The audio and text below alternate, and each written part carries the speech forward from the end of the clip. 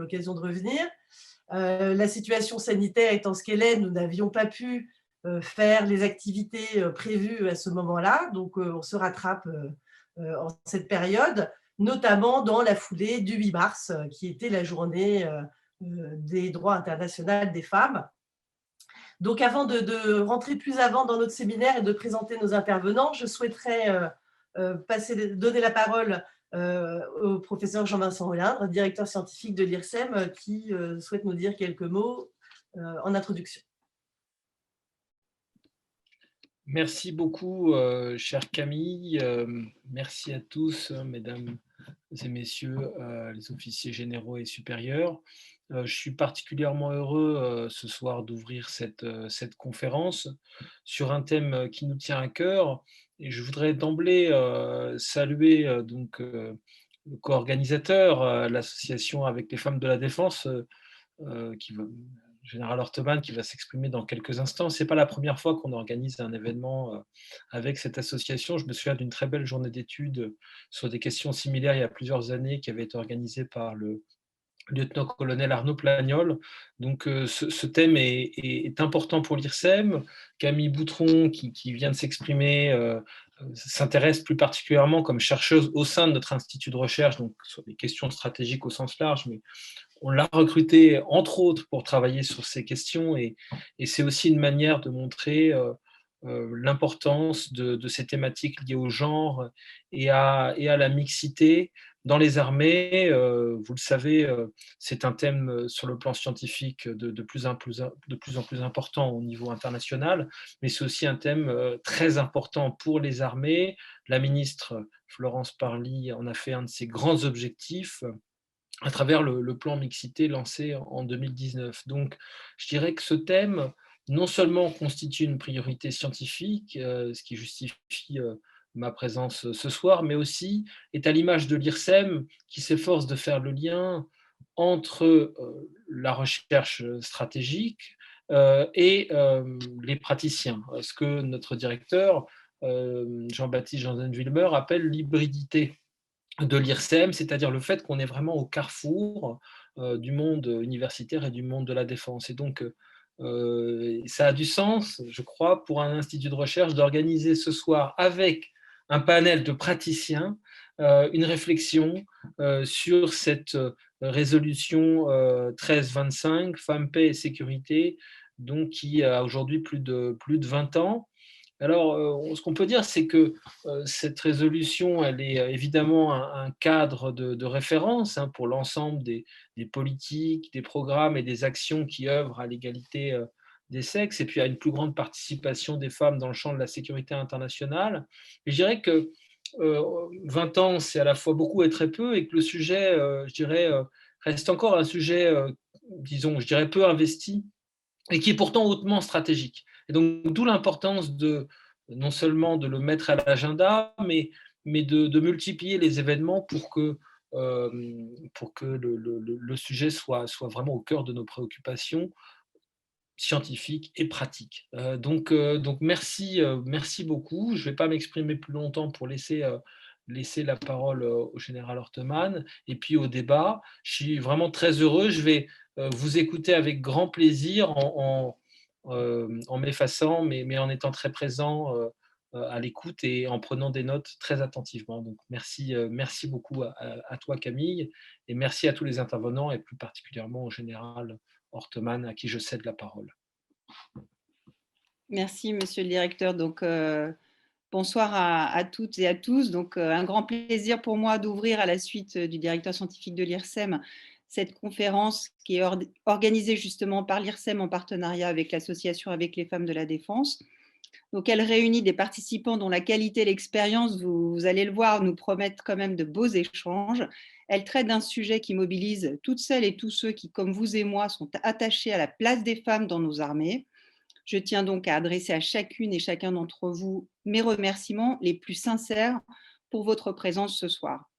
Juste quelques rappels sur la 1325 quand même. Elle a été adoptée à l'unanimité le 31 octobre 2000 et cette résolution du Conseil de sécurité des Nations Unies, elle a marqué une avancée décisive dans la prise en compte des situations faites aux femmes lors des conflits.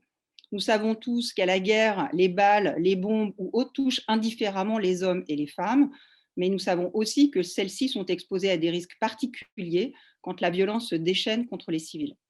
La résolution 1325 pose donc un ensemble de principes pour reconnaître leur singularité, renforcer leur protection et encourager leurs initiatives. Lorsqu'un conflit est déclaré, elle exhorte les belligérants à prendre des mesures pour prévenir les viols, respecter les camps des réfugiés, appuyer les démarches portées par les femmes pour ramener la paix. Lorsque ce conflit est terminé, elle appelle encore ces mêmes belligérants à prendre en compte les besoins spécifiques des ex-combattantes et à poursuivre en justice tous les responsables de crimes commis contre des femmes. Mais la résolution 1325 ne concerne pas seulement les belligérants d'un conflit, elle engage également l'ensemble de la communauté internationale et tout particulièrement les pays qui envoient des casques bleus. La résolution se fonde en effet sur un double constat. Si les femmes sont victimes des conflits, elles peuvent aussi être des solutions. La résolution 1325 invite donc l'ONU à augmenter la proportion des femmes dans toutes les initiatives qu'elle conduit. Son secrétaire général doit notamment veiller à ce qu'il y ait davantage de femmes pour appuyer les sorties de conflits, concourir au maintien de la paix et participer à l'aide humanitaire. Qu'il faille désigner un observateur de l'ONU ou constituer des forces assurant la police, il est impérieux d'assurer une meilleure représentation féminine. Donc la résolution 1325, elle renvoie ainsi, in fine, chaque État membre de l'ONU à ses propres responsabilités en la matière. Leurs armées doivent s'attacher à féminiser leurs moyens mobilisables pour assurer la paix dans le monde. Afin d'être à la hauteur des objectifs fixés par le Conseil de sécurité, il est nécessaire qu'elles déploient des mesures ambitieuses en interne. Et nous en arrivons là au sujet qui nous intéresse ce soir. Quels dispositifs mettre en œuvre ? Comme je l'ai rappelé au début de mon propos, la résolution 1325 a été adoptée à l'unanimité des membres du Conseil de sécurité. Ce n'est pas rien. Nous devons nous réjouir d'un élan si bien partagé. Mais nous devons également, et c'est ce qu'a dit Monsieur le directeur, rester lucides sur la réalité des actions entreprises. L'adhésion concrète de chacun des pays, celle qui se manifeste non dans les intentions, mais dans les faits, reste à mesurer et à vérifier. Nous souhaitons donc dresser avec vous ce soir un bilan des choses faites et un panorama des choses à faire. C'est ainsi, nous l'espérons, que nous ferons avancer à notre niveau les réflexions sur un sujet aussi essentiel. Donc, je vous remercie de votre attention et je cède maintenant la parole à nos intervenants. Merci beaucoup, Général Ortemann, pour cette introduction. Merci beaucoup, Jean-Vincent Olindre, pour vos mots d'introduction. Avant de rentrer dans le débat, je voudrais prendre le temps de présenter nos intervenants, puisque nous avons une table ronde 100% militaire ce soir, ce qui est assez rare. Et je m'en réjouis, puisque c'est vraiment l'opportunité de parler de ces sujets en dehors du simple cénacle, on va dire, académique et universitaire. Donc, je commencerai par présenter le commandant Karine, qui est officier au sein de l'armée de terre française, qui a suivi sa formation à l'école spéciale militaire Saint-Cyr. Le commandant Karine a une très grande expérience en opérations extérieures, notamment dans la coopération civilo-militaire et des actions d'influence. Elle a été en Côte d'Ivoire, en Tchad, en Afghanistan. En Afghanistan, elle a notamment été formée par l'armée américaine au Female Engagement Team.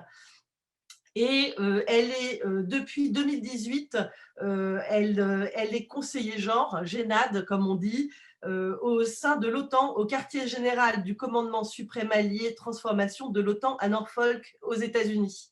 Elle a donc une grande expertise opérationnelle sur le sujet et toute une expérience qui lui permettent de mieux prendre en compte l'intégration de la perspective de genre dans les opérations militaires au niveau stratégique.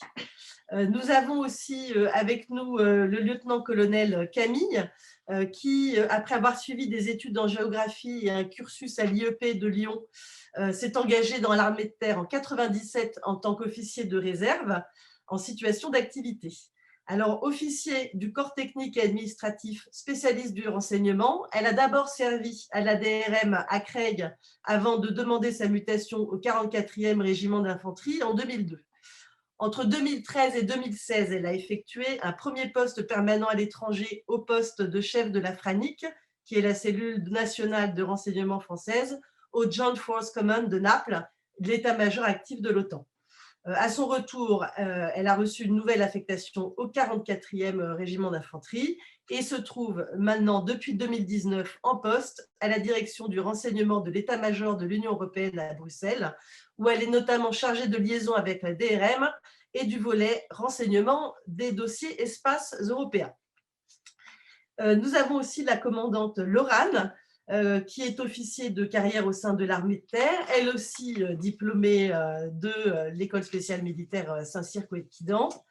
À l'issue de sa formation initiale, elle a choisi de servir dans l'arme de matériel. Elle a effectué une première partie de carrière au sein du 4e régiment du matériel à Nîmes. C'est une période dans laquelle elle a pu être projetée 3 fois en opération extérieure, au Tchad, au Kosovo, mais aussi au Liban. En 2018, elle a suivi une formation au CIAE, donc, qui est le Centre interarmé d'action sur l'environnement. Puis, elle a été projetée au Liban de mars à juillet en 2019, une expérience importante, puisque c'est lors de cette projection que le commandant Laurane a en quelque sorte mesuré l'importance de cette perspective de genre et des outils offerts par l'agenda Femmes, Paix et Sécurité pour les opérations. Elle a donc, à la suite de cette projection, suivi la formation de Gender Advisor au Nordic Center for Gender and Military Operations en Suède. Pour rappel, cette formation est un petit peu la formation de référence labellisée OTAN pour tout ce qui est question de genre, et sera elle-même prochainement affectée en juillet 2021 sur le poste de conseiller de gender à l'état-major du commandement allié de transformation ACT de l'OTAN à Norfolk. Et finalement, last but not least, bien sûr, le général de corps d'armée Laurent, qui, alors, énorme bio, le général de corps d'armée de Laurent, et bien sûr, il est aussi sassyrien de la promotion lieutenant-colonel Gaucher, expérience à la fois en opération extérieure et bien sûr en état-major. Pour résumer, après 38 ans de carrière, donc 40 ans de carrière, le général de corps d'armée Laurent a une expérience immense à mettre en perspective, et notamment une expérience dans le commandement d'unités mixtes, où a travaillé non seulement en conditions mixtes, mais aussi dans des conditions multinationales, puisqu'il est depuis septembre 2019 le commandant de l'Eurocorps, qui, si je ne m'abuse, compte au moins 5 pays et 60 000 hommes et femmes. Et donc, voilà. Cette présentation faite, je vais lancer les débats en vous remerciant encore une fois d'être là, et en me permettant une petite introduction moi-même sur, d'une part, la satisfaction que l'on peut éprouver, enfin en tout cas moi que j'éprouve en tant que chercheur, à pouvoir travailler de ce sujet, de ce fameux agenda Femmes, Paix et Sécurité, dont nous allons bien sûr parler bien plus en détail plus avant, puisqu'on parle souvent de mixité. La mixité dans les armées est un vrai sujet, c'est une vraie politique. Le plan de mixité représente aujourd'hui une politique cadre importante. On parle un tout petit peu moins, en tout cas en France, de ce fameux agenda Femmes, Paix et Sécurité et de ce qu'il peut impliquer au niveau opérationnel, au niveau stratégique. Et je suis donc ravie d'avoir l'opportunité de faire ce lien aujourd'hui, éventuellement, s'il se montre pertinent. Excusez-moi. Je propose par ailleurs de procéder par une série de questions pour éventuellement qu'on ait des échanges le plus dynamiques possible. Je vais poser donc des questions aux intervenants et aux intervenantes qui prendront le temps dont ils auront besoin pour me répondre, et nous réserverons une bonne demi-heure pour pouvoir échanger avec les spectateurs, le public, en utilisant la fonction donc Q&A de la plateforme. Une première série de ces questions qui sont certes assez générales, mais peut-être pas inintéressantes, concernent finalement ce fameux agenda Femmes, Paix et Sécurité, ces enjeux opérationnels. Et je voudrais adresser ma première question pour la commandant Laurane. Tout simplement, commandant, est-ce que vous pouvez un petit peu plus nous parler de cet agenda Femmes, Paix et Sécurité et de ses objectifs et des différents domaines d'intervention dans lesquels il est susceptible de s'appliquer? Oui, alors bonjour Camille, bonjour à toutes et à tous. Donc l'agenda Femmes, Paix, Sécurité a déjà été très bien introduit par le général Horteman. Mais bon, je vais revenir sur quelques points, parce que justement, comme il est méconnu, c'est l'occasion pour nous d'en parler, quitte à insister un petit peu, en tout cas dans les premiers temps. Donc cet agenda Femmes, Paix, Sécurité, c'est un ensemble de 10 résolutions du Conseil de sécurité de l'ONU. Donc, la première a été adoptée en 2000 et la dernière en 2019. Donc, la première, cette fameuse 1325 sur le thème des femmes, de la paix et de la sécurité. Donc, cette résolution, à l'époque, avait été jugée particulièrement innovante dans le sens où elle se focalisait pas uniquement sur les femmes en tant que victimes des conflits, mais aussi sur les femmes en tant qu'actrices. Ensuite, les 9 résolutions suivantes, elles se focalisent sur des domaines plus particuliers, notamment sur les violences sexuelles basées sur le genre dans les conflits. Alors, par exemple, il y a la 18-20 de 2008 qui reconnaît que les violences sexuelles sont utilisées comme tactique de guerre. Donc, celle-ci, elle a été très importante aussi. Et ensuite, il y en a d'autres plus pratiques pour donner des procédures, des indicateurs, encore des outils de compte-rendu pour la lutte contre ces violences sexuelles dans les conflits. Il y a aussi, par exemple, la 2106 de 2013 qui reconnaît que les hommes et les garçons sont aussi la cible de violences sexuelles dans les conflits. Donc, c'est aussi à noter. Ou encore, par exemple, la 2242 qui souligne donc l'importance de la nécessité de réaliser une analyse basée sur le genre à tous les stades de la planification et de la conduite des opérations. Et donc, cette perspective de genre est transverse et particulièrement importante dans les opérations et les activités contre-terroristes. Voilà, donc l'objectif au final de ces résolutions, si on veut résumer, c'est une meilleure prise en considération des questions liées au genre dans la gestion des conflits et les processus de paix.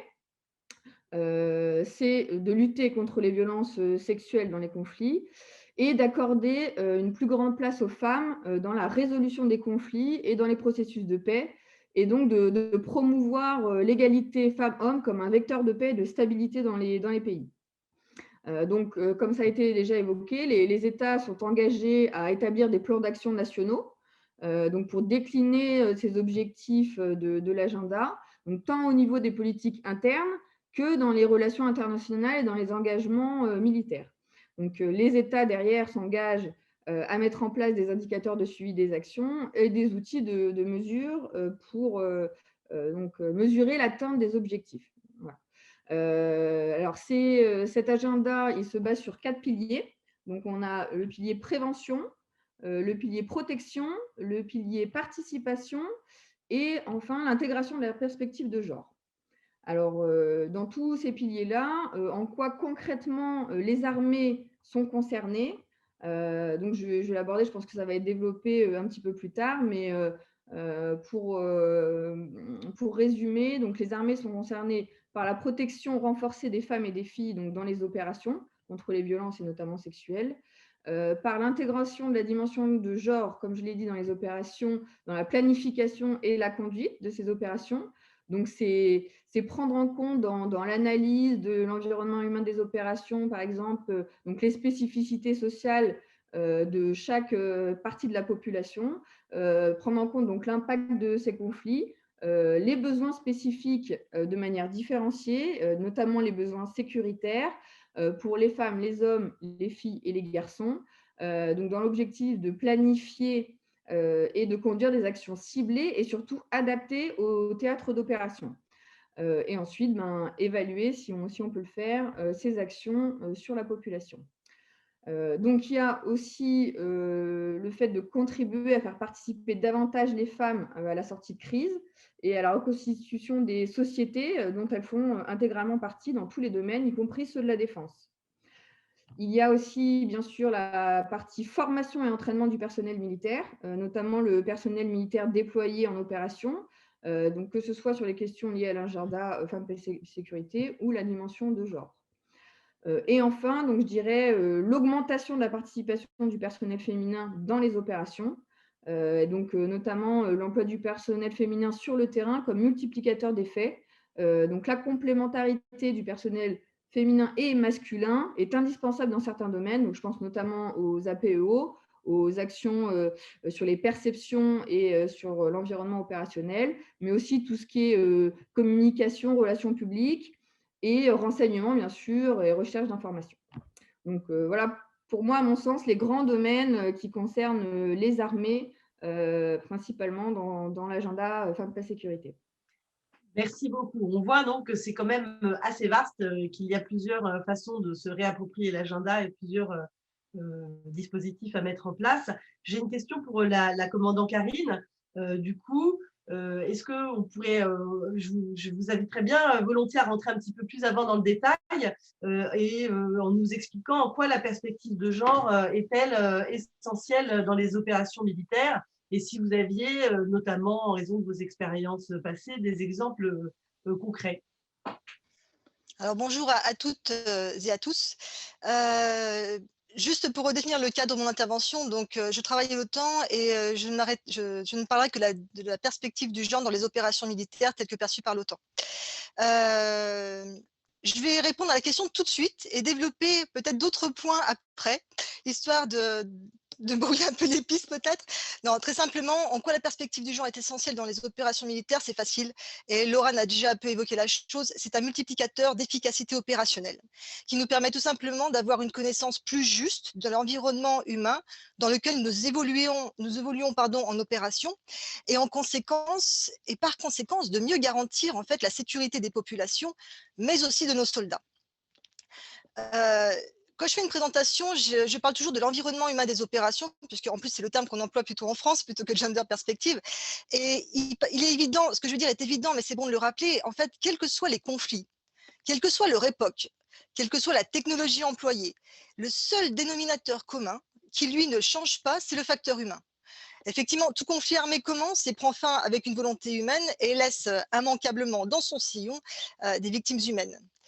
En fait, il faut aussi retenir une autre chose, c'est que l'impact d'un conflit, et ça a été déjà un petit peu évoqué, peut être très différente et souvent très différente pour les hommes, les femmes et les enfants. Et quand je dis les enfants, c'est bien les filles et les garçons, de façon distincte aussi. Autre point qu'il faut bien garder à l'esprit, mais je pense que tout le monde l'a, c'est que les conflits armés contemporains impliquent de plus que jamais les populations. Et comme l'a dit un général qui n'est pas français, il s'avère aujourd'hui plus dangereux d'être une femme civile dans un conflit qu'un soldat. Donc, ces différents points étant dit, j'aimerais en aborder un deuxième qui est le terme genre par rapport au terme sexe, parce que c'est un problème qu'on a régulièrement dans la compréhension de ce que c'est que la perspective du genre. Tout simplement parce que pour beaucoup de personnes, ces deux termes ne font qu'un. Ce qui est peut-être compréhensible parce que je crois que c'est que dans les années 70 que le terme genre est devenu distinct du terme sexe. À vérifier. Bon, quoi qu'il en soit, et sans évoquer les conditions de la différenciation sexuelle, chacun le sait, le sexe est purement biologique, est inscrit dans nos chromosomes. Or, le genre, lui, fait plutôt référence à une construction sociale des individus. En fait, le genre fait référence au rôle et aux responsabilités sociales imposées à des personnes par leur culture, selon leur sexe, y compris les attentes de la société par rapport aux caractéristiques, aptitudes et comportements respectifs des hommes, des femmes, des garçons et des filles. Et ces attentes et rôles sont finalement appris, mais aussi varient selon les cultures et peuvent changer avec le temps. Alors, s'il fallait retenir très simplement ce que c'est que le genre, je dirais que le genre, il est défini socialement, il est défini par la culture, il est spécifique à chaque culture et évolue dans le temps. Si aujourd'hui, il n'est plus du tout choquant d'avoir un homme au foyer, et j'en ai un qui s'occupe des enfants et de la maison, alors que moi je travaille, je pense qu'il y a plus de 50-60 ans, ça pouvait faire grincer des dents. Donc, c'est bien la preuve que le genre, tel qu'on le comprend, est évolutif. Pour parler de la perspective maintenant, ou la dimension du genre, parce qu'on peut entendre les deux mots, en anglais c'est gender perspective, mais en français c'est ou perspective ou dimension. La perspective du genre, c'est la capacité à détecter si et quand les hommes, les femmes, les filles et les garçons, de par leur genre, sont affectés différemment par une situation et donc par un conflit par exemple. Donc ça implique les analyses des relations entre les femmes et les hommes, les garçons et les filles, dans un contexte donné. Et une perspective du genre se focalise aussi sur les dynamiques sociales qui sous-tendent l'inégalité d'accès des femmes au pouvoir, aux terres, aux ressources, à l'éducation ou à la prise de décision. Maintenant, l'intégration de la perspective du genre. Alors, cette intégration, ça consiste en fait à inclure, comme ça l'on indique, de manière systématique la perspective du genre dans tous les domaines et d'évaluer les implications pour les femmes, les hommes, dans toutes les actions que l'on prévoit. Donc, en gros, avoir une perspective du genre, ça signifie pour nous, militaires, observer, analyser, comprendre et prendre en compte les limites et les possibilités de tous les différents rôles sociaux. Il s'agit pour nous d'apprendre à partir de nos observations et de nos analyses comment nos propres actions et nos objectifs affecteront et seront eux-mêmes influencés par les rôles associés au genre et ainsi adapter nos actions en conséquence. Alors, il y a un petit exercice que je fais habituellement lorsque je fais des présentations. Là, c'est moins évident parce qu'on n'a pas de PowerPoint, mais je vais essayer de le faire quand même. En fait, vous tous qui nous écoutez, quand je vous dis conflit armé et hommes, tout de suite, vous visualisez quelque chose. Et je pense que ce sont des combattants. Je me trompe peut-être, mais en tout cas, nous avons tendance à stéréotyper les femmes dans un autre, comme nous avons tendance, à stéréotyper les femmes dans un rôle particulier, nous considérons souvent que les hommes sont uniquement des acteurs dans un conflit. Or, on néglige souvent le fait qu'ils peuvent aussi être des victimes. Et ça a été évoqué par Lorraine dans une des résolutions des Nations Unies. Ils peuvent être, par exemple, victimes et aussi de violences sexuelles. J'ai un exemple en tête. J'ai lu quelque part que durant le génocide au Rwanda, des soldats avaient été amenés à enlever des couches des bébés pour identifier les petits garçons, les tuer, afin de réduire la force de combat de la future génération. Ça c'est du genre. L'État islamique, par exemple, aussi a également documenté son massacre sélectif des Yom Yézidis, qui étaient la plupart du temps alignés et abattus, tandis que les femmes captives étaient plutôt prises et vendues comme esclaves. Les femmes à présent, les femmes, on en a déjà un petit peu parlé. C'est vrai que les femmes et les enfants sont parmi les plus vulnérables, mais ce ne sont pas uniquement des victimes. Les femmes peuvent être aussi de puissants agents de soutien ou de dangereux ennemis. Par exemple, la participation des femmes aux luttes armées n'est pas un phénomène nouveau. Tout au long de l'histoire, les femmes se sont mobilisées pour combattre dans de multiples conflits armés. Et principalement lorsque la force de combat masculine était épuisée ou que la situation était suffisamment grave. Certaines femmes s'engagent volontairement, tandis que d'autres sont victimes de recrutement forcé ou tout simplement pour des raisons de survie. Leur participation est toutefois souvent négligée en raison des stéréotypes que nous avons. Mais regardez une fois de plus l'État islamique. Ils comprennent le genre comme nous, mais l'utilisation qu'ils en font est beaucoup plus avancée. Ils se servent du genre pour façonner leur environnement opérationnel.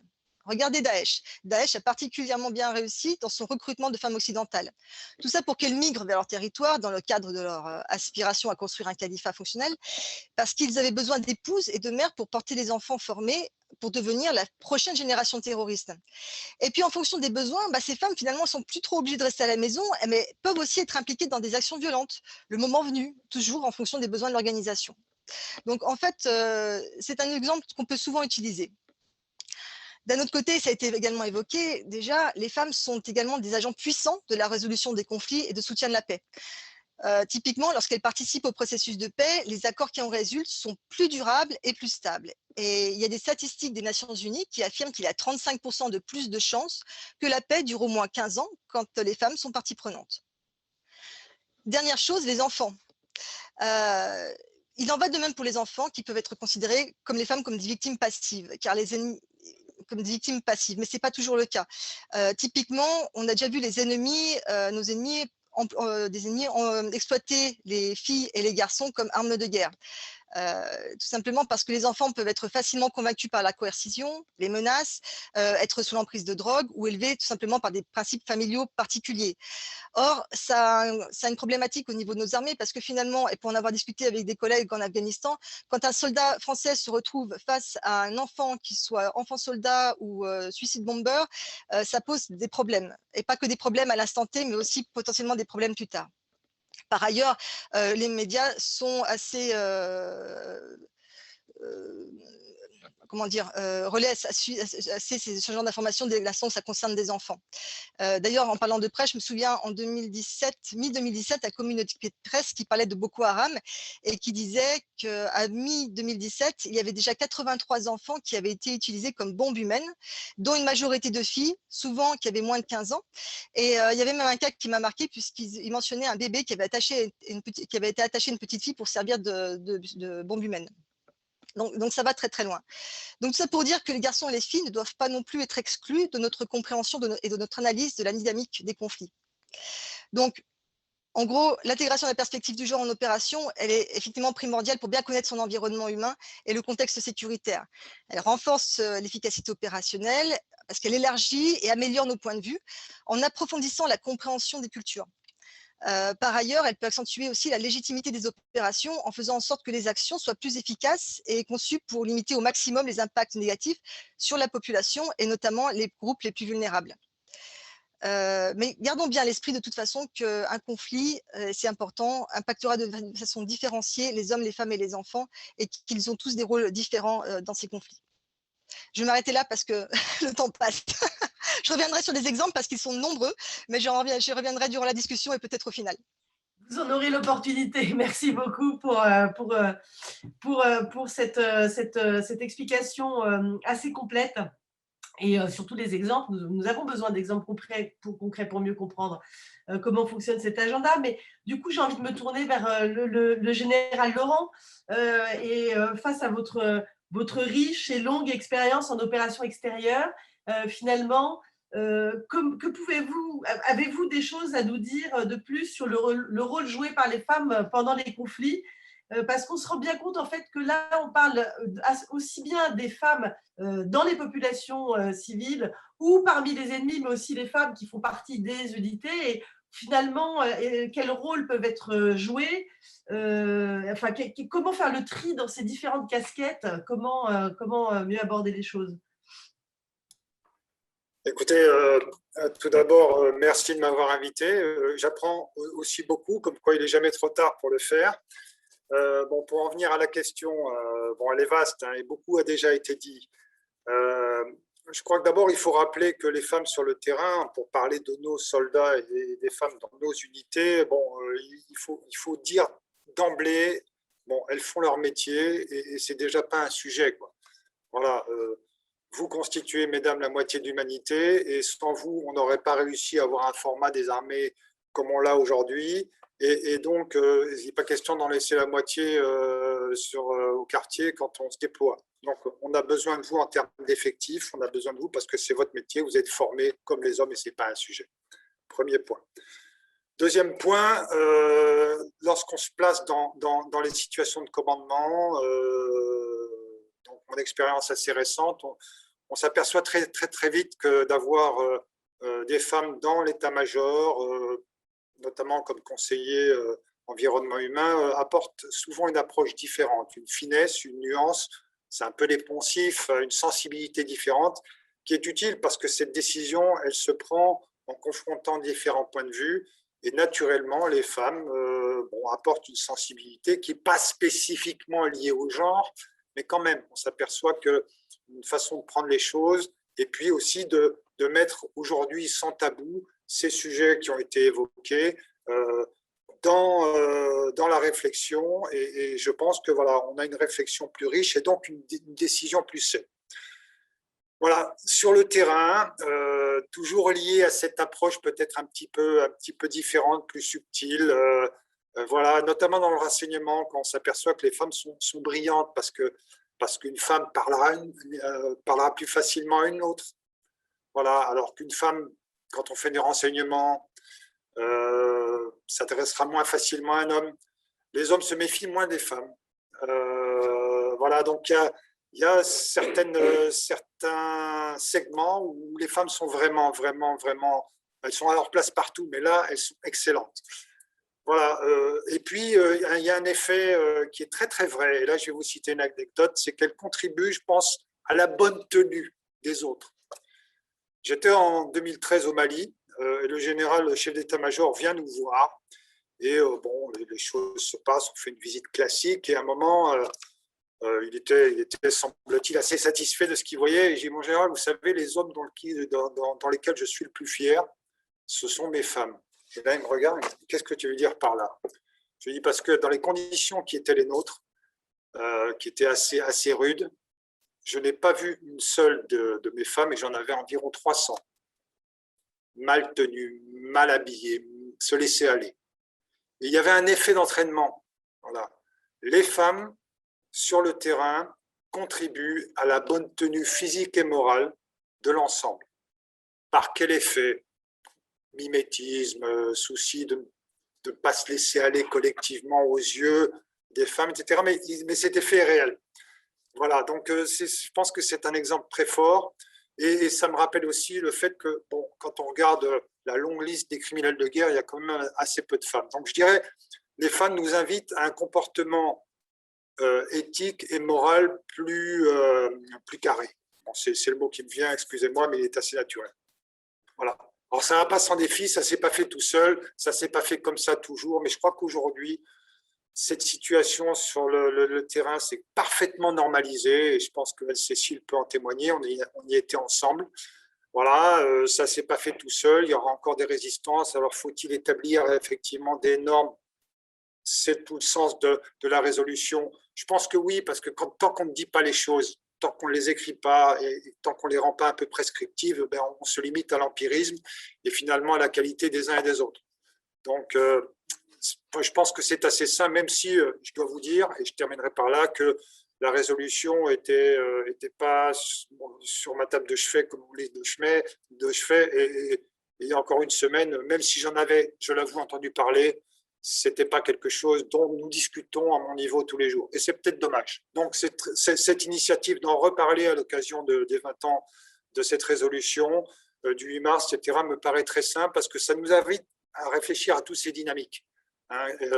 Comment ces choses-là doivent se mettre en place. Et je terminerai en disant, il y a aussi loin de la coupe aux lèvres entre ce qu'on écrit et ce qu'on pratique. Il faut maintenant intérioriser tout ça et utiliser les bons exemples. Voilà ce que je pouvais dire. Merci beaucoup, Général. Là encore, on voit bien qu'il y a des exemples assez concrets. Moi, je suis frappée par la diversité en fait, des situations et surtout par le fait que cette résolution 1325, qui est suivie, on le répète, par 9 autres résolutions. Donc, en fait, quand on parle de l'agenda Femmes, Paix et Sécurité, on parle aujourd'hui de 10 résolutions qui sont extrêmement complexes, qui abordent un certain nombre de sujets. Et je suis frappée de voir que finalement, quand on écoute vos témoignages ou quand on a les anecdotes, on voit bien que ça concerne des aspects extrêmement divers qui sont tous reliés entre eux par le besoin finalement d'être en effet, de jouer un rôle, un effet de multiplicateur d'efficacité. Alors, un des grands enjeux aussi de l'agenda, il est de permettre de pérenniser et d'améliorer la prévention et la résolution des conflits. On sait, avec des statistiques, que quand les femmes participent aux transitions et aux accords de paix, généralement, ces accords ont plus de chances de durer. Enfin, il y a tout un ensemble de volets là-dessus. Et là, du coup, je voudrais me retourner vers la colonelle Camille et savoir dans quelle mesure l'agenda pouvait se présenter comme un instrument pertinent dans la résolution des conflits. Est-ce qu'il offre des pistes intéressantes concrètement pour mettre en place ou en tout cas penser à des initiatives prescrites par l'agenda qui aidera à améliorer ce volet sécuritaire. Merci Camille. Bonsoir tout le monde. Beaucoup de choses ont déjà été dites. Je vais en répéter certaines. C'est peut-être pas si mal que ça. En fait, l'égalité entre les femmes et les hommes est une valeur fondamentale de l'UE et un objectif clé de toutes ses actions extérieures. Bien sûr, l'approche stratégique de l'UE se fonde sur la résolution 1325 du Conseil de sécurité des Nations Unies et les suivantes. Elle inclut les missions et opérations CSDP et conçoit l'autonomisation des femmes comme condition préalable à la maîtrise du cycle des conflits, donc les phases de prévention, gestion et règlement des conflits. Les objectifs définis par le dernier plan d'action de l'agenda FPS de l'UE, qui court pour la période de 2019 à 2024, sont accroître le leadership et la participation des femmes à tous les stades et dans tous les domaines d'action liés à la paix et à la sécurité, l'intégration systématique des considérations de genre, l'exemplarité, la prévention, la protection, la restructuration post-conflit. De plus, il y a 8 missions civiles et 3 militaires qui ont rédigé un plan d'action gender, et toutes les missions civiles ont un point focal gender. Les plans d'action se doivent d'être réalisables et mesurables. D'ailleurs, à ce titre, les actions et les progrès réalisés sont régulièrement évalués. un questionnaire est en cours de préparation pour évaluer les avancées les plus récentes. Donc, c'est quand même le plan d'action gender est quand même présent à peu près à tous les stades au niveau de l'Union européenne. Plus concrètement, il est avéré, ça a déjà été dit, que la féminisation de certaines équipes facilite le contact avec les femmes des pays de déploiement. C'est notamment le cas, et le général l'a encore souligné, pour la recherche humaine, pour le renseignement. Et à ce titre, une des missions de l'Union européenne a une équipe qui est composée uniquement de femmes. Il est également avéré, ça a été dit également par le commandant Karine, me semble-t-il, que la participation des femmes dans les négociations et les médiations joue un rôle positif et conduit plus sûrement à des solutions durables. Donc là également, l'UE a fait l'effort de mettre plus de femmes dans les équipes de négociation et de médiation. L'Union européenne a par ailleurs adopté une approche en matière d'aide humanitaire qui tient compte de la dimension de genre.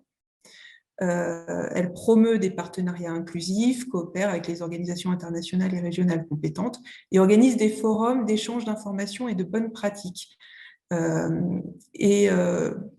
Pour faire vite, je terminerai avec quelques-uns des exemples pratiques qui illustrent la pertinence du programme concernant les femmes, la paix et la sécurité, notamment la mission EUTM Somalie, donc la mission d'entraînement de l'Union européenne en Somalie, a promu l'intégration d'une perspective gender dans le code de conduite de l'armée nationale somalienne, dans le cadre de ses activités de conseil et de mentoring.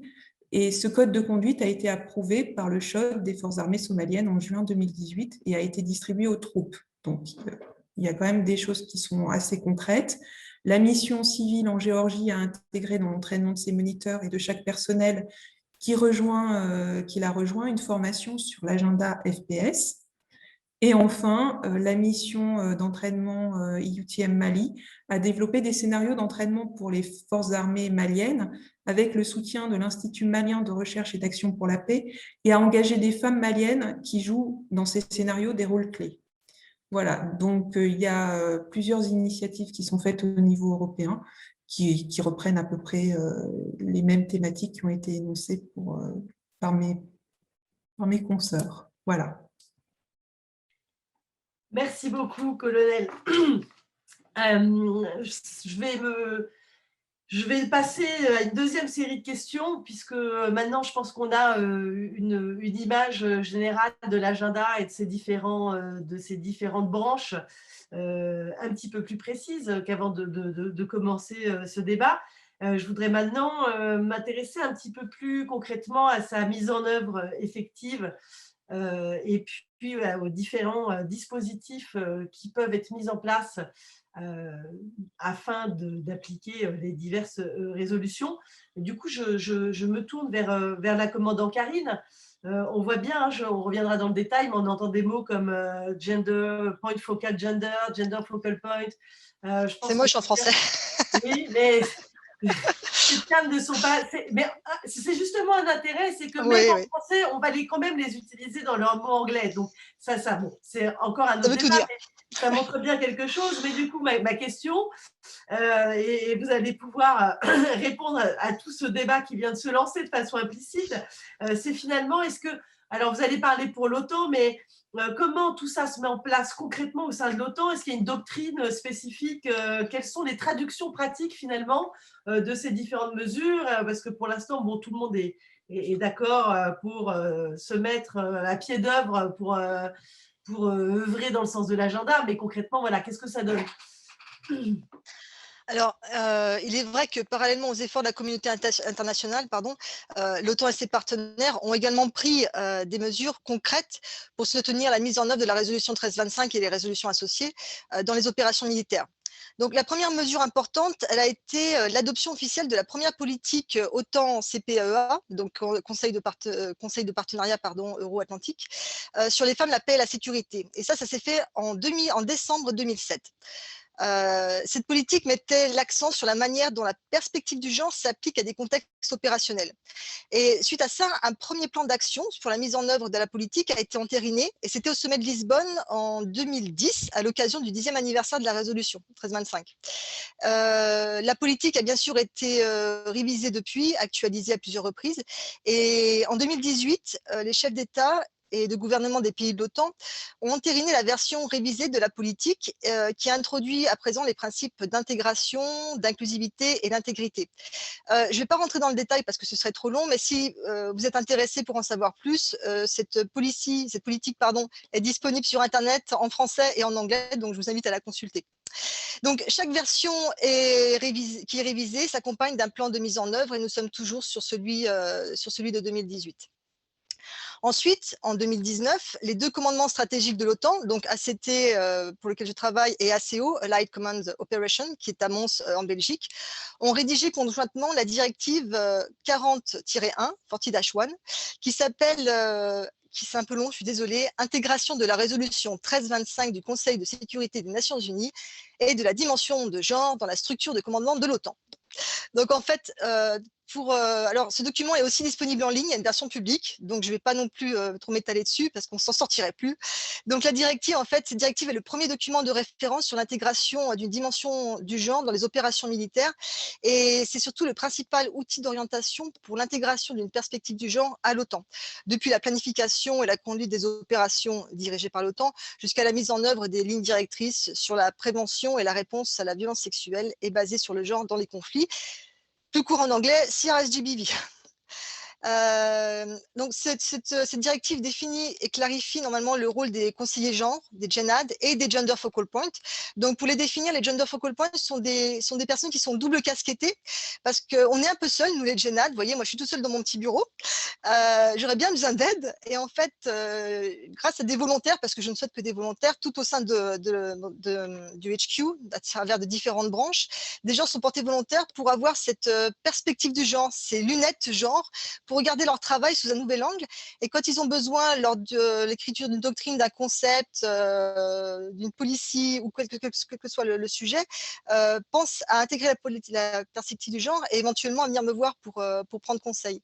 Donc en fait, toutes ces personnes-là font que normalement le commandement et le personnel de l'OTAN disposent de personnes qui peuvent les aider, les conseiller dans ce domaine-là.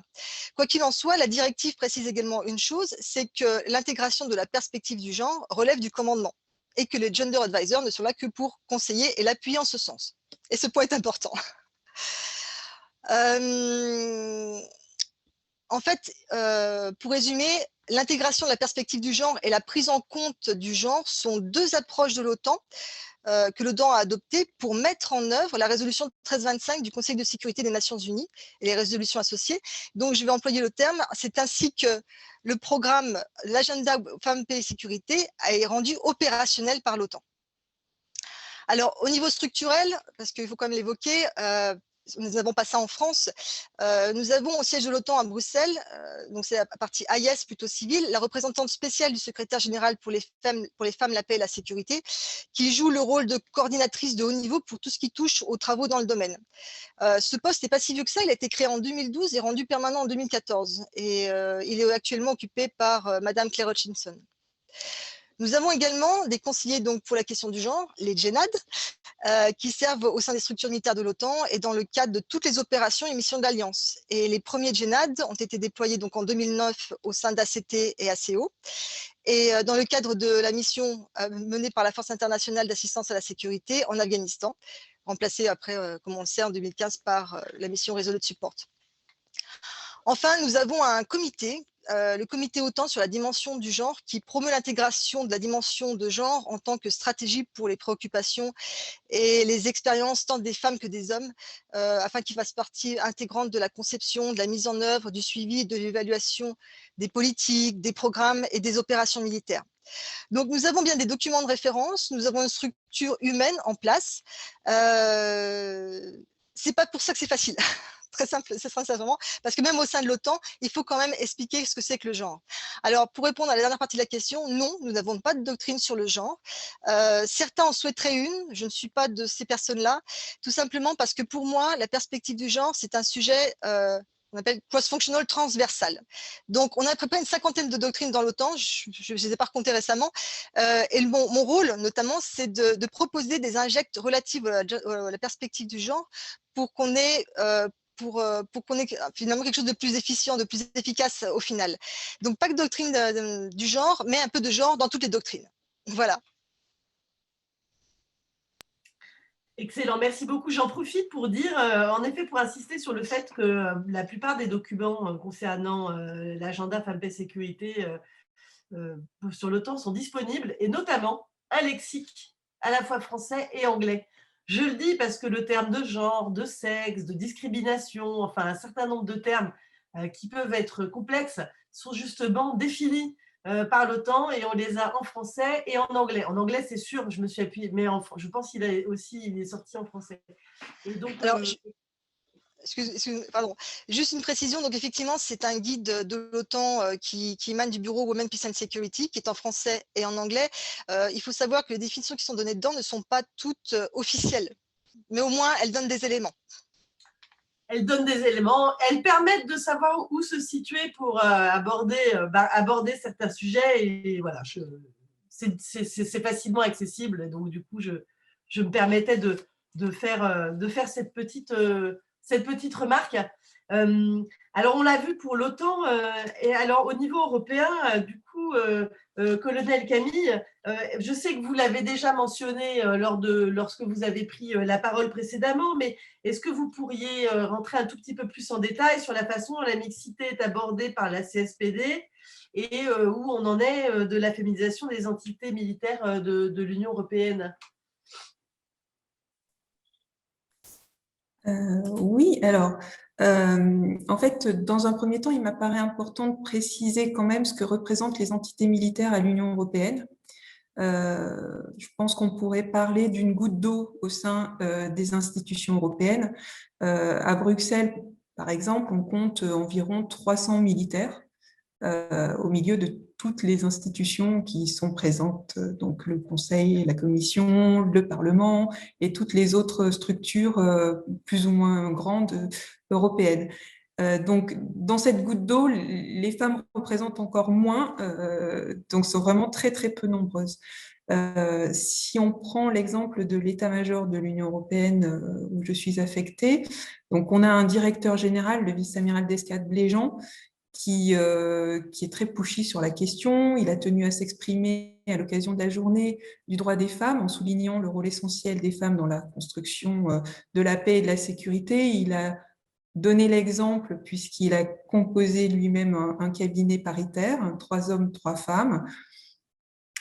Toutefois, ceci étant dit, l'état-major ne compte au total que 12 femmes officiers et 2 femmes sous-officiers sur environ 200 personnels. Aucune d'entre elles n'est chef de branche, donc ce qui équivaut au niveau colonel, et encore moins directeur, donc ce qui équivaut au grade de général 2 étoiles pour l'armée française. Donc, le directeur général le déplore. Cela étant, il ne peut pas faire grand-chose puisque la défense reste une prérogative nationale relevant de la souveraineté de chaque État membre, comme le stipule l'article 4.2 des traités. En conséquence, ce sont les États membres qui désignent les personnels pour les postes quotas, puisqu'il faut faire le distinguo entre les postes quotas et les postes non quotas. Donc pour les postes quotas, chaque État doit proposer des candidats et ça reflète plus ou moins la féminisation des armées de ces États membres. Et les candidats pour les postes non quotas, là, ce sont des candidatures individuelles et dans un premier temps, il faut remplir les critères. Et si le dossier est sélectionné, il y a une présentation devant un jury d'officiers généraux dont le directeur général, sauf s'il s'agit de candidats français, le directeur concerné et 3 représentants militaires. Parmi les représentants militaires, d'ailleurs, je vais faire une petite parenthèse, aucun n'est une femme. Donc, il y a 27 représentants militaires et aucune femme. Voilà l'état des lieux au niveau de l'état-major de l'Union européenne et plus largement les représentation militaire. Au niveau des missions et opérations, il y a environ 5000 femmes et hommes dans les 11 missions civiles et 6 missions et opérations militaires de la CSDP. Et là encore, les États membres désignent les personnels déployés dans le cadre de ces missions et opérations. Et même si la question de la mixité est systématiquement soulevée en conférence de génération de force, les États membres envoient ce qu'ils veulent, peuvent, enfin, en fonction des cas de figure. Toutefois, il est quand même intéressant de noter que les missions civiles sont plus féminisées, notamment dans les postes de commandement. On a la chef de CAP Sahel-Niger, qui est une femme, une policière. On a aussi une conseillère stratégique en planification opérationnelle pour la mission en RCA. Donc, véritablement, c'est une spécificité de la défense au niveau européen. Et donc, selon les statistiques de juin 2019, les femmes représentent entre 24 et 30% des personnels des missions civiles, CSDP, ce qui inclut les employés locaux, et elles seraient environ 7% pour les missions militaires. Cela étant, c'est un chiffre qui varie en fonction des missions et opérations et des relèves. Donc, si on veut ouvrir un petit peu le débat, il se pose la question de l'intégration des PPE dans les parcours de carrière en France, notamment, puisque, en fait, quand on regarde un petit peu l'organigramme de l'état-major, la plupart des grands chefs, des postes de directeurs généraux, deputy, enfin adjoints, de directeurs également, sont tenus par des gens, des militaires qui ont déjà occupé un poste, donc soit à l'état-major, soit dans des missions militaires de l'Union européenne.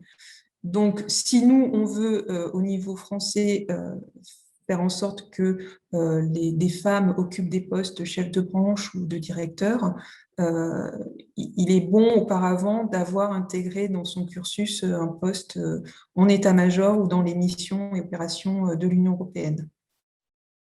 Voilà. Merci beaucoup. On le voit, ce n'est pas si évident à mettre en œuvre, pas forcément d'ailleurs parce qu'il y a de la mauvaise volonté, mais aussi parce qu'il y a tout un ensemble de structures qui ont leur logique et leur mode de fonctionnement qui ne peuvent pas nécessairement changer du jour au lendemain. Je voudrais m'adresser au général Laurent. Là encore, en parlant de l'aspect opérationnel, les armées françaises, elles ont élaboré leur PIA sur justement comment intégrer la 1325 dans le champ opérationnel avec la création du conseiller en environnement humain en opération, la PIA qui date de mai 2013. Et je me demandais, puisqu'elle a quand même, elle n'est pas si vieille, mais elle n'est pas si jeune, est-ce que vous avez eu l'opportunité déjà de faire appel à un conseiller en environnement humain en opération? Est-ce que vous avez eu à travailler sur cette PIA déjà au cours d'une opération extérieure ou dans d'autres occasions? On risque de vous décevoir, la réponse, elle est clairement non, parce que ma dernière opération était donc au Mali au moment où cette PIA a été éditée. Pour autant, j'avais quelques femmes dans mon état-major et de manière empirique, si vous voulez, je suis allé chercher cette expertise qui ensuite a été organisée. J'en aurais eu besoin. Et quand je me remémore 2 ou 3 exemples, je pense que ça aurait été très utile et que c'est vraiment très, très bon maintenant de l'avoir normé.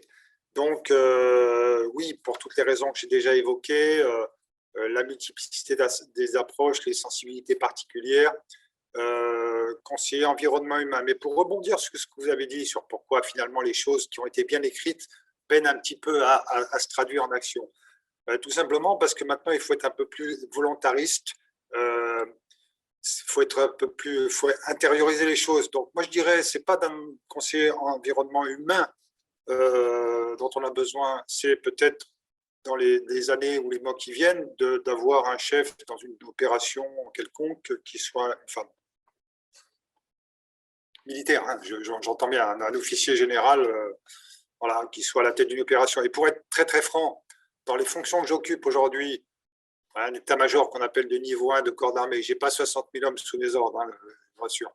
Dire qu'on mette un homme ou une femme indifférent.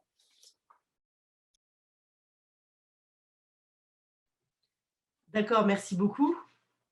Du coup, je me tourne vers le commandant Loran. Encore une fois, avec cette question, j'ai un peu l'impression d'être une obsédée de cette PIA et de la formation à ces questions dès l'initiale. Mais est-ce que vous, avant votre opération au Liban en 2018, avez-vous déjà eu à vous intéresser au sujet?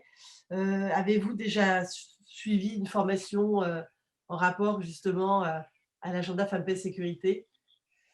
Alors, lors de ma formation d'officier, donc formation initiale à Saint-Cyr, moi je suis rentrée en 2004 et j'ai ensuite fait ma division d'application et je suis sortie d'école en 2008. J'ai jamais entendu parler, ne serait-ce qu'une seule fois, de l'agenda Femmes, Paix, Sécurité. On avait éventuellement 2-3 points qui étaient abordés sur les violences sexuelles, mais vraiment de loin dans les cours de droit des conflits armés. Et encore, dès que ça parlait de violences sexuelles, on sortait vite voilà, de la question. J'ai ensuite, après mon temps de commandement, fait l'école d'état-major en 2015 pour passer mon diplôme d'état-major. Pareil, jamais entendu parler du gender ou de l'agenda Femmes, Paix, Sécurité, et ni même lors de ma formation influence militaire en 2018 au CIAE.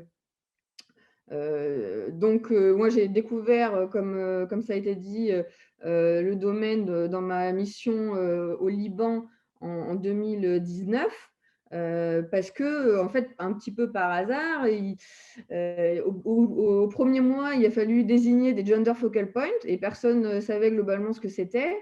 Moi, j'étais chef de la cellule S9, donc chef de la section environnement opérationnel. Globalement, je m'occupais des CIMIC. Et j'étais aussi référent mixité de la force commandeur réserve. Et donc, bon, je me suis portée volontaire sans trop savoir ce que c'était. Et grâce à ça, eh ben, j'ai pu suivre une petite formation sur le théâtre. Alors, d'une journée, c'est la Gender Unit, parce qu'il y a une unité gender à Anakura et une militaire donc, qui est conseiller gender du général qui commande la FINUL. Donc, j'ai pu découvrir ce domaine et j'ai tout de suite été convaincue et je me suis dit, mais comment ça se fait que j'en ai pas entendu parler avant, et ça paraît tellement évident que voilà, on se dit, on a envie après de développer la chose et puis de s'investir, quoi. Et donc je suis rentrée et j'ai eu la chance, j'ai vu passer aussi par hasard un message qui proposait des places de formation pour le cours de GENAD en Suède, donc au NCGM. Mes chefs ont bien voulu m'autoriser à suivre cette formation et là, j'ai pu vraiment développer le sujet. Il faut savoir que c'est quand même une formation donc, bon, tout en anglais de 2 semaines complètes et avant, avec au moins 1 semaine, 30 heures de pré-cours à préparer avant d'aller à la formation. Donc, c'est assez complet. Et c'est très intéressant parce qu'on a tous les pays rassemblés. On était une quarantaine et il y avait vraiment tous les profils. Une première lieutenant afghane même qui est venue se faire former, des officiers africains, du personnel civil, femmes, hommes, c'est vraiment tout le monde était représenté. Ensuite, sur la même question, la position de la France sur ces questions, et notamment des armées françaises. Alors, moi, je vais donner mon propre avis et à travers le périmètre de ce que j'ai pu comprendre derrière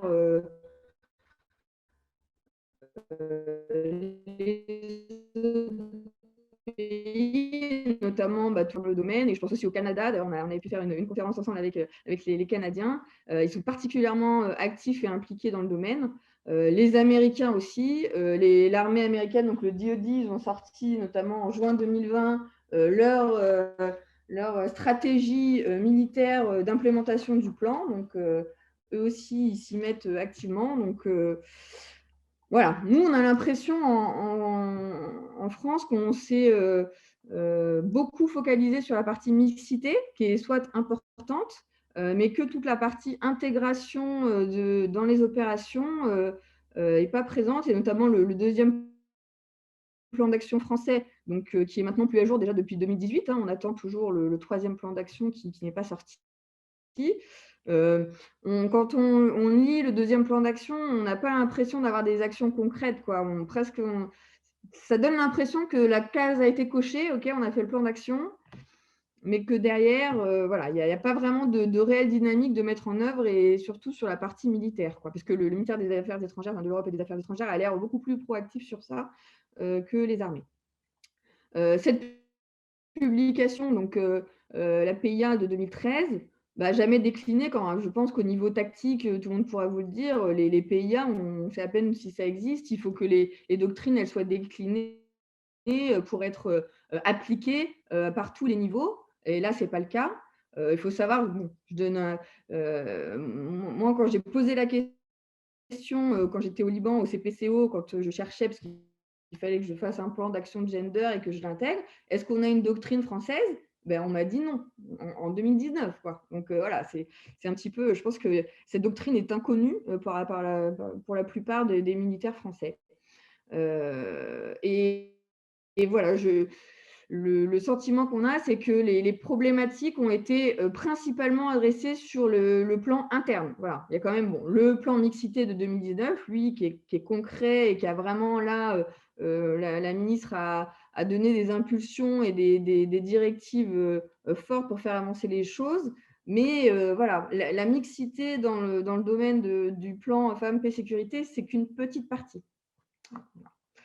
Ça a d'ailleurs été pointé du doigt dans le rapport là, qui est sorti en novembre 2020 du Haut Comité à l'égalité, que voilà, la prise en compte de l'agenda par les armées était fortement perfectible. Voilà. Merci beaucoup.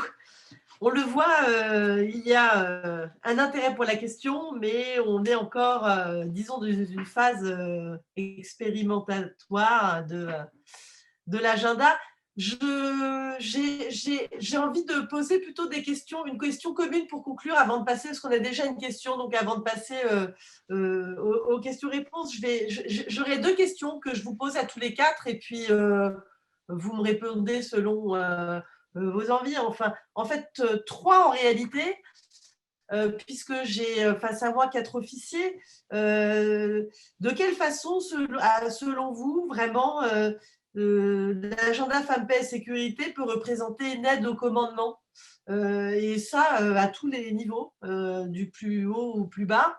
Est-ce qu'on peut en faire un outil vraiment concret au-delà de la protection des femmes, de l'aspect humanitaire et du côté éthique? C'est très bien, mais voilà, est-ce qu'on peut aller plus loin sur cette question-là? Puis j'ai une deuxième question, pareil, qui est commune finalement, à laquelle vous pouvez me répondre ou pas.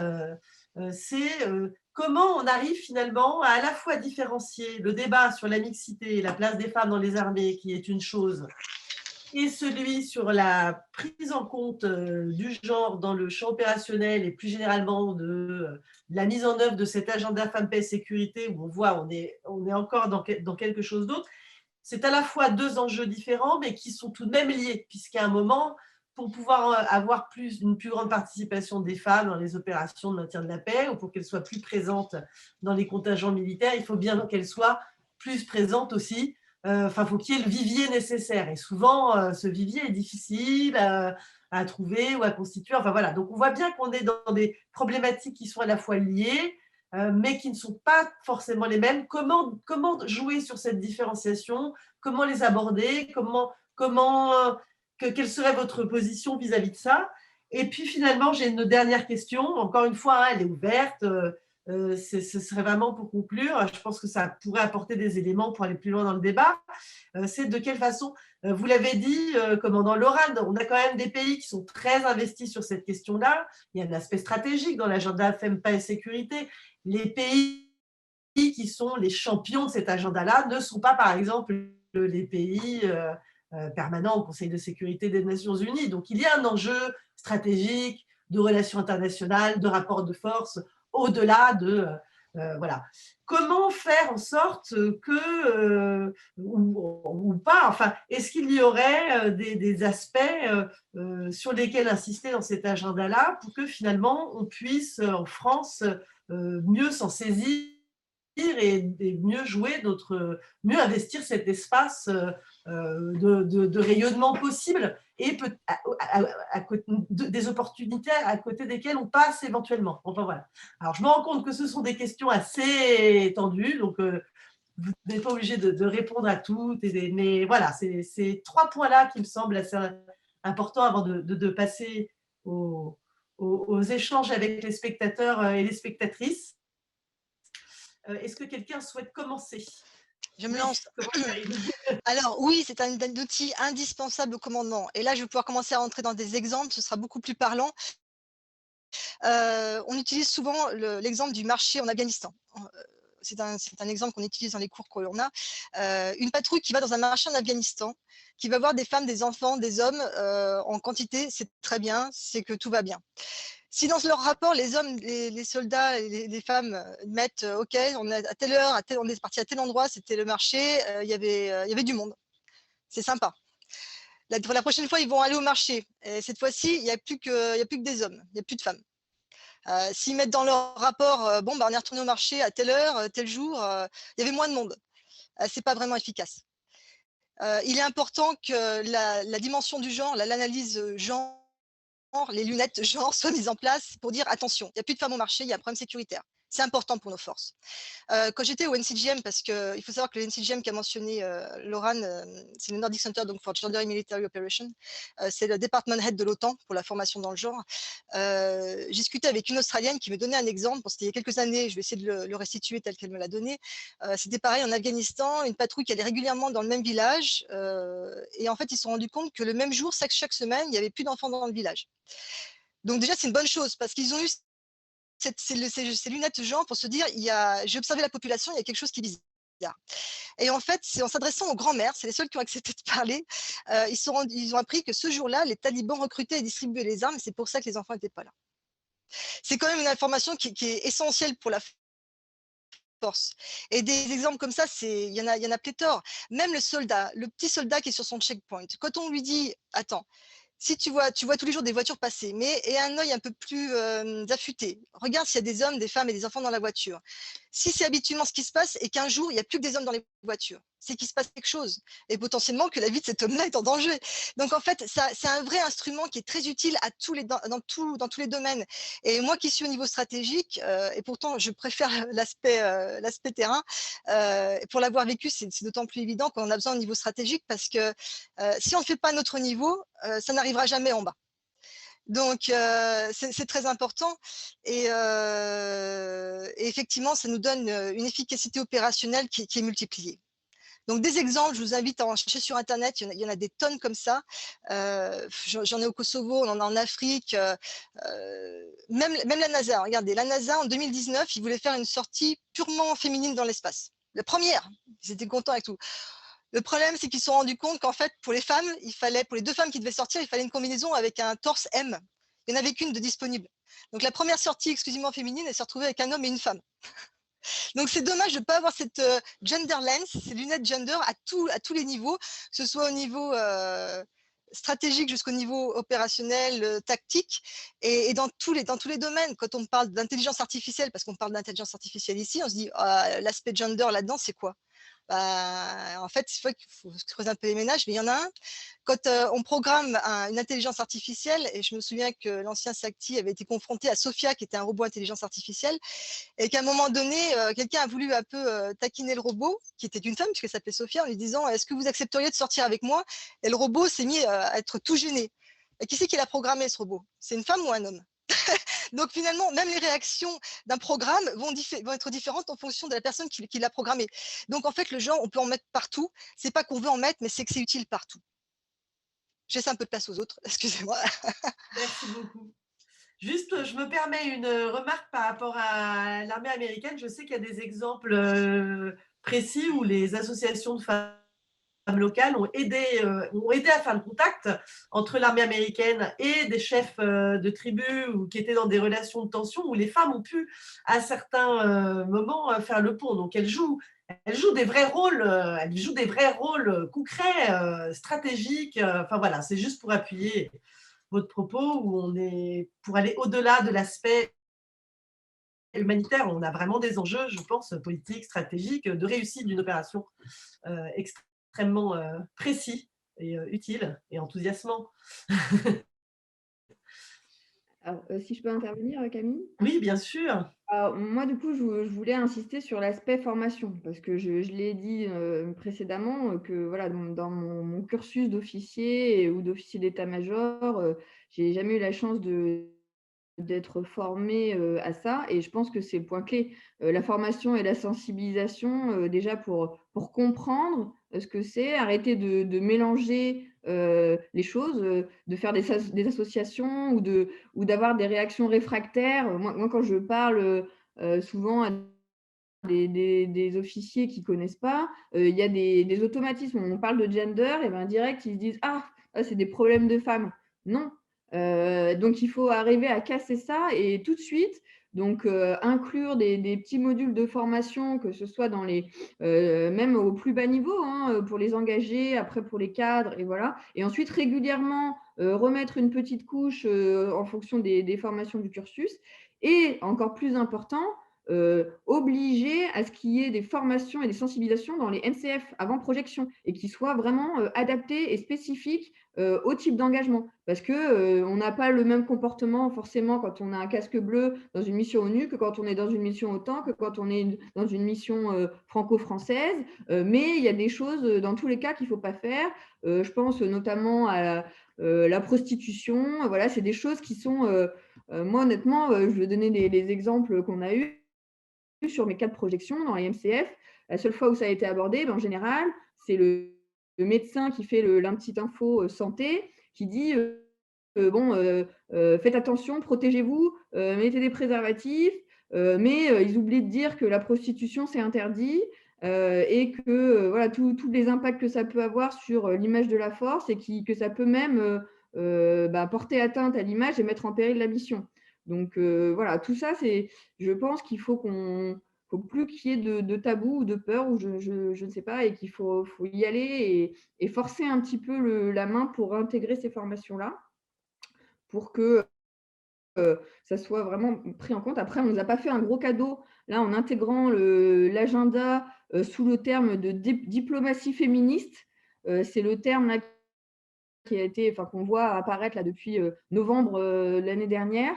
Voilà, le terme de féministe, pareil, tout de suite, je pense que ça va faire dresser des poils à tout le monde, et puis il va y avoir une aversion naturelle qui va se créer en entendant ce terme-là, surtout chez les militaires, quoi.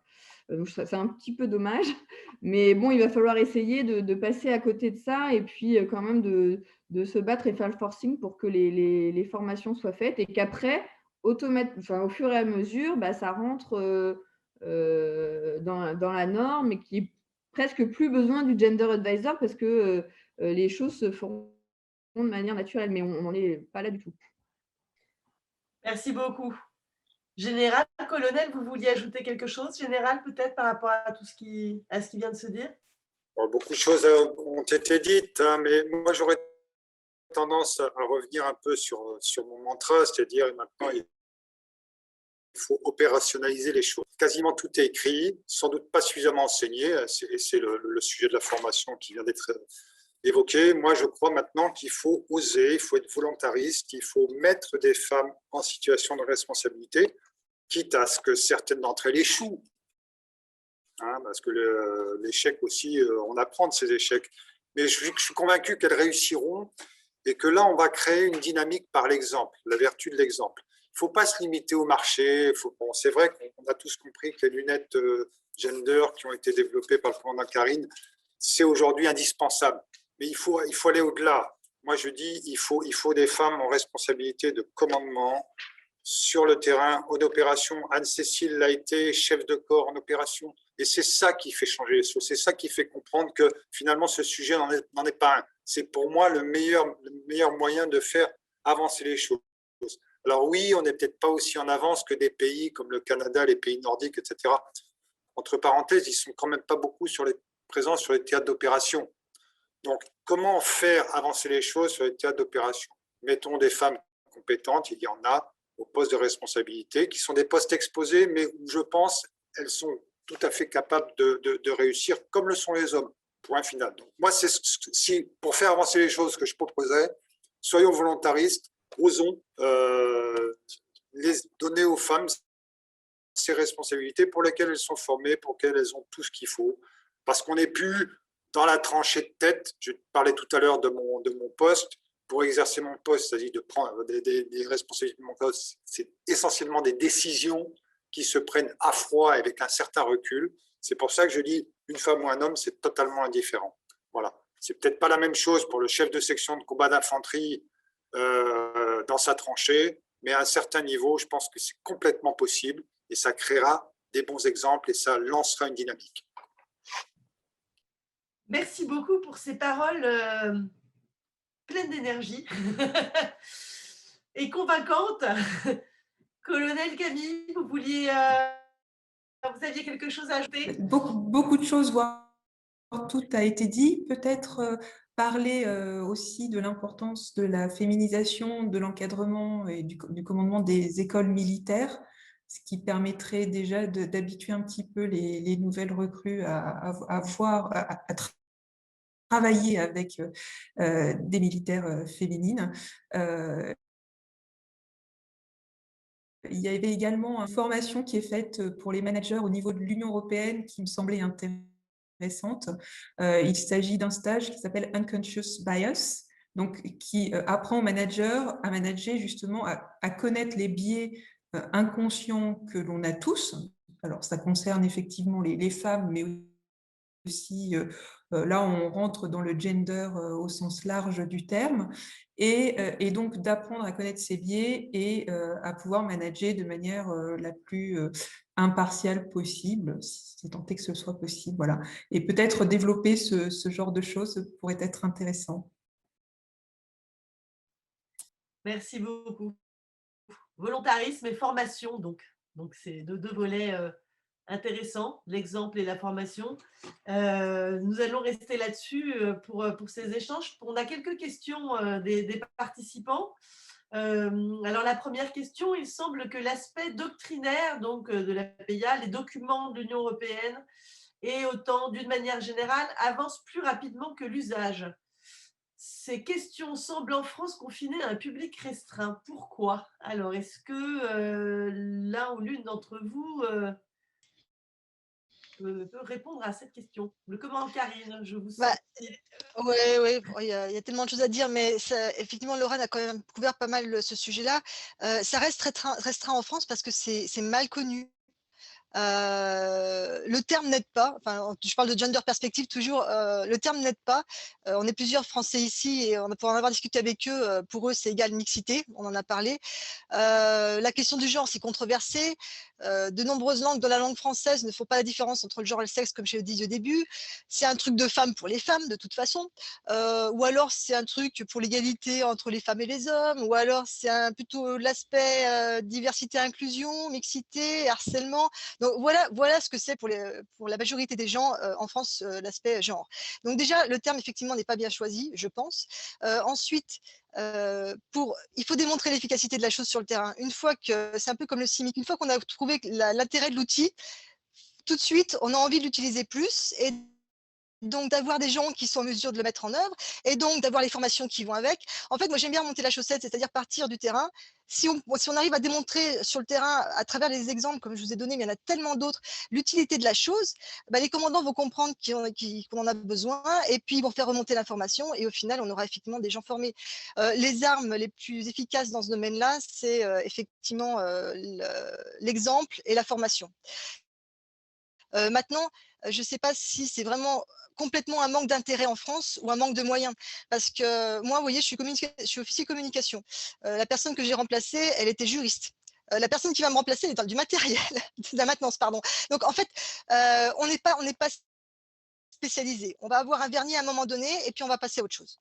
Donc, c'est aussi ça le problème. Peut-être qu'il faut avoir des gens qui restent un peu dans cette branche-là et qui puissent transmettre la bonne parole. Merci, c'est très intéressant ce que vous soulevez, l'idée qu'il y a un problème de continuité et en même temps, est-ce que c'est pas bien que justement plusieurs profils puissent occuper ces postes? Enfin, c'est un débat que je laisse pour une prochaine fois. Mais moi, qui me semble essentiel, justement, c'est est-ce qu'il faut des personnes qui fassent, entre guillemets, leur carrière sur ces thématiques, mais donc, du coup, on a une continuité, une équipe sur laquelle on peut compter sur la durée, mais en même temps, du coup, on est dans une hyper spécialisation. Et voilà, enfin voilà. Mais vraiment, ça, c'est intéressant, ce point, ça me semble essentiel. Et je pense qu'à l'instant T, j'ai pas suivi les évolutions, mais je pense que le choix des armées est de faire un double casquettage. C'est-à-dire une personne qui a une autre fonction et qui prendrait en plus la fonction de Djennad. Alors, deuxième question, on nous parle de Christine Lagarde, qui dans son interview Femme puissante dit qu'on appelle les femmes dans des situations désespérées.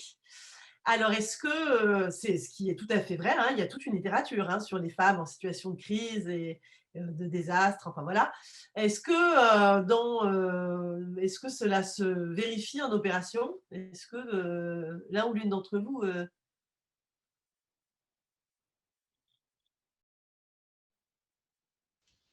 Alors, personnellement, j'ai jamais eu ce ressenti-là.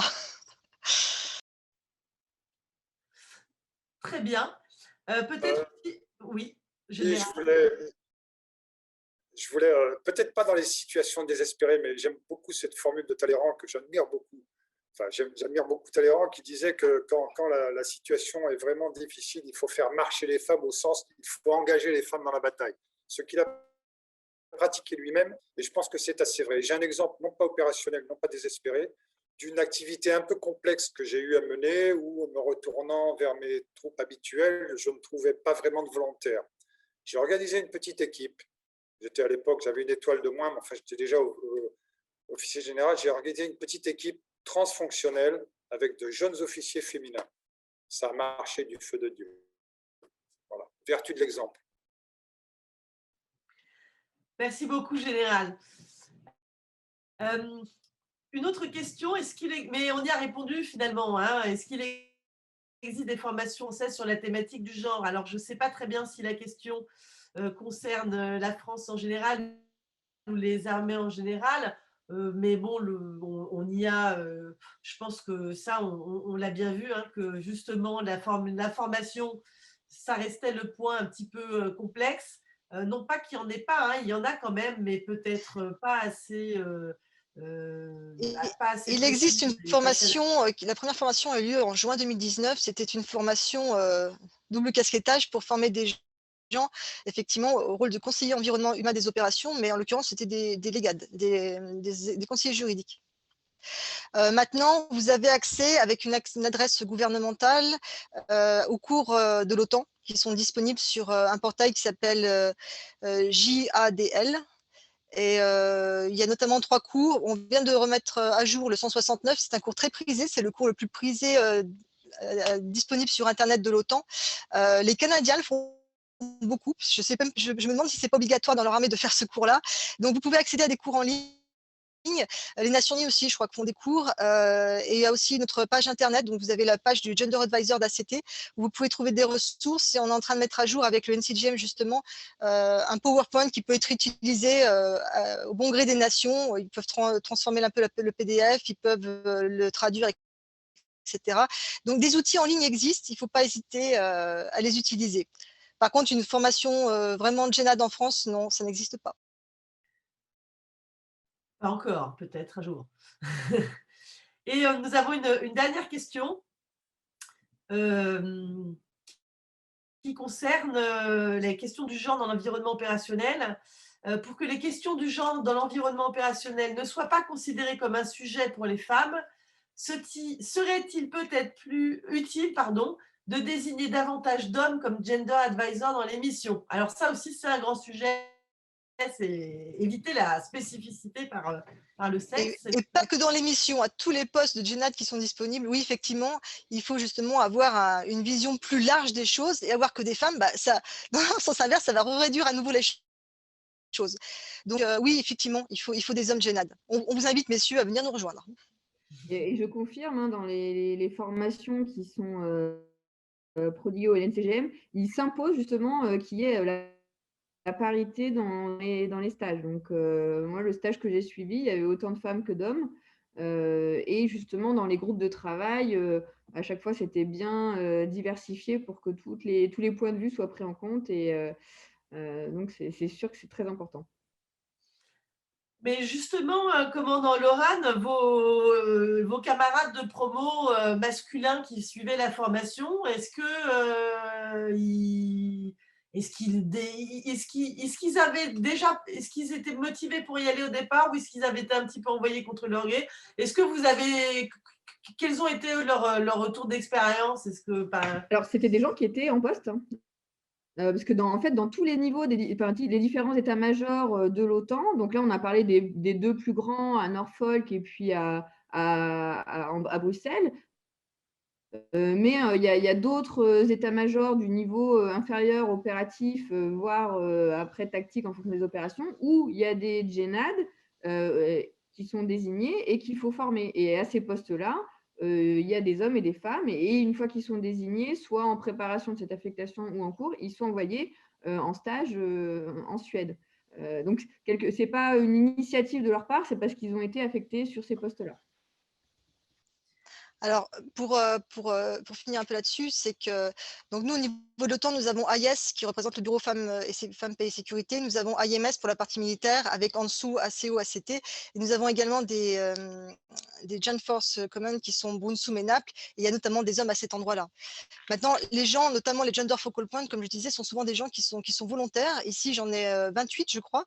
Et il y a autant d'hommes que de femmes. Peut-être un peu plus de femmes quand même, mais on n'est pas loin. Très bien, merci beaucoup. Et il est 19h31. C'est donc l'heure, malheureusement, de clore ce débat et de terminer ces échanges qui étaient très riches. J'en suis ravie. J'espère que ce n'est que la première d'une longue série d'initiatives pour mieux discuter plus en profondeur de ce sujet, qui, comme on le voit, est quand même encore un petit peu mal connu, mais qui a finalement tout un ensemble, qui amène avec lui tout un ensemble de questions et de problématiques extrêmement intéressantes. Je voudrais remercier chaleureusement nos 4 intervenants pour leur disponibilité, pour être venus. Je les remercie aussi de leur patience face aux questions posées par une civile, pas toujours au fait du fonctionnement du monde militaire. C'était aussi un exercice pour moi de traduire pour des praticiens militaires des sujets qu'on aborde comme une tarte à la crème dans le monde académique, et puis tout d'un coup, il faut se confronter aux praticiens. C'est ce que l'IRSEM permet, c'est un défi. Ça vient avec un certain stress, mais c'est vraiment passionnant et constructif, et j'espère qu'on va pouvoir poursuivre sur cette dynamique. Donc, merci beaucoup de votre disponibilité, de votre patience, en espérant avoir de nouvelles opportunités. Merci aux participants de ce séminaire. Merci beaucoup à l'équipe logistique de l'IRSEM qui a géré le Zoom, les tests et qui travaille donc beaucoup en ce moment, comme vous pouvez vous en douter. Merci bien sûr à la générale Horteman pour sa disponibilité et à l'association, et puis bien sûr à Jean-Vincent Olindre d'avoir pu introduire ce webinaire. Voilà, je vous remercie encore une fois et vous souhaite une excellente soirée ou suite de journée pour les personnes en décalage horaire. À très bientôt, merci beaucoup. Bonne soirée.